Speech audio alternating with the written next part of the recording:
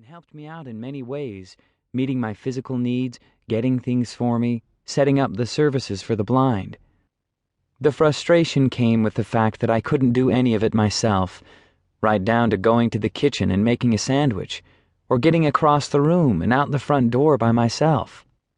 Everything is oddly familiar, but it's not the same because you can't function. I forged ahead and tried to find things, my bedroom, the kitchen. But he always stopped at the front door. Going out there was a terrifying prospect. He would come to think and speak of it as walking off a cliff. He found that the anxiety of sudden blindness was a relentless and powerful jailer. I couldn't go anywhere independently. At 19, you've got that independence for the first time, and then you get it pulled away. I certainly lashed out at family members and people around me. I think they understood, and it was okay, but it was a hard time for everybody. His mother and siblings had to return to their jobs and families, but Todd could not be left alone all day. At 78, having retired to Florida, Todd's maternal grandmother, Doria Gustafson, Nan to her grandchildren, heard the distress call and reported for duty. She was the matriarch of the family, very independent thinking, very strong, with an attitude of just pull yourself up by the bootstraps and get on with it, Todd says. She was always the one in our family who would go wherever she was needed. She was an amazing person. She never had any formal education in rehab or anything, but she just knew what to do. She insisted, we're going to do these things, and this is how you're going to get going again. She and Todd's mother, Theodora, Teddy, formed a formidable team. Nan was the more tough love part of the team, with my mother's encouragement taking a softer, gentler approach, Todd says. The result was that I was pushed to keep moving forward, while at the same time having the feeling of strong protection if I felt things were falling apart around me.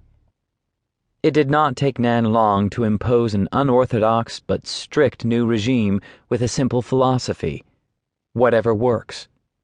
First, she had me learn all the capitals of the states and countries of the world. It had me thinking, okay, how can I master this? That was the beginning of, hey, there's something I can do. I still have a mind.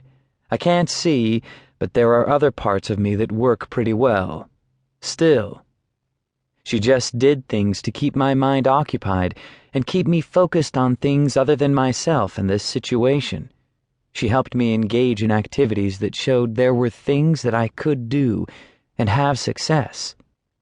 He admits that initially he didn't always grasp the method behind her apparent madness. Nan, are you kidding me? Typing? I'm blind. You just can't sit there in this chair. Come over here. You're going to learn how to type. You're going to need to know how to do this when you go back to college. She has bought a manual on touch typing, and she stands over Todd, gently placing his fingers on the correct home keys, A, S, D, F. They are at it day after day until he finally masters a basic sentence. The lazy dog jumped over the red fox. Call it Todd's Helen Keller moment, perhaps not as earth-shaking as the first time Keller spelled water in sign language for her teacher, but the small accomplishment telegraphs a future. More is possible. A lot more.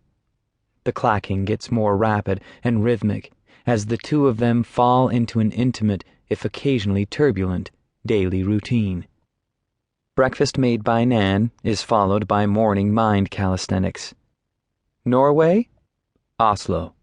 Venezuela? Caracas. Too easy. Sri Lanka.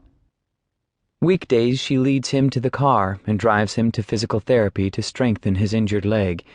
Every day after therapy they joke, wherever shall we go for lunch? And every day they hit Burger King and return home for another more pleasant form of rehab, extreme endless cribbage. Todd has been learning Braille, and with a deck of Braille playing cards, he is soon nimbly moving cribbage pegs, finding the jack of diamonds by touch, matching wits with the flinty old woman who minces no words whenever he sinks into choppy waters. Stop feeling sorry for yourself. Get up and get going.